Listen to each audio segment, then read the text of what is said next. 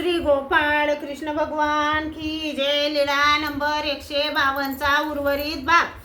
विद्या अविद्या पुरुषु या तिया ते विद्या प्रकाशी मग तो विद्या आदिनु होय या परी योग्य होय तयाशी परमेश्वरू सामान्य ज्ञानदान करीती। सामान्य ज्ञानी विकार सृष्टी कर्म सृष्टी वेगळा होय दैवसृष्टी अधीना होती। सत्ता सामान्य ज्ञान मिळवणे अशेष कर्मशाळा न करी अशेष मळशाळा न करी। तेने लाविले ते तो फेडी तेने नाही लाविले ते तयाची न फिटे।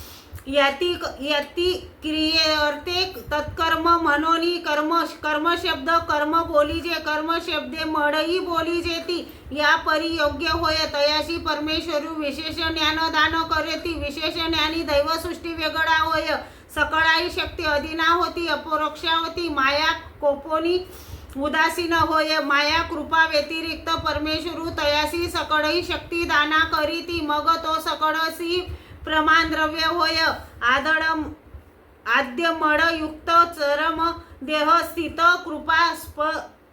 कृपास्पदी भूत होऊनी असे मग परमेश्वरू तयाची कृपा करीती। मग परमेश्वरू आपुल्या कृपाशक्ती करुणी तयाची अनादि अविद्या छेदू करीती। मूळ विद्या छेदू करीती अज्ञान छेदू करीती। अज्ञान छेदे करुणी अन्यथा ज्ञान त्रुटी होय आद्य मळ त्रुटी होय जीवात्म त्रुटी होय। तळी चिल हानी तलेया वारी चिल पडे उतर अंडी गडबडी या परी परमेश्वरू तया ते माया परंगत करीती।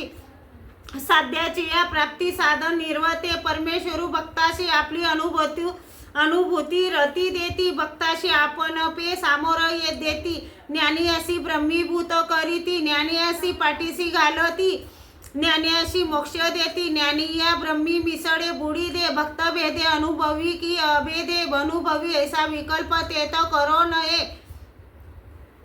या परी परमेश्वरू श्री चक्रधरू जीवा ते उद्धरती वैखरी अस्तित्वे परमेश्वरू तिही ते अनुवर्तविती। तव पुरुष विद्या आधुनी होय तव ब्रह्म विद्या आदि कारू आती। श्री गोपाळ कृष्ण भगवान की जय।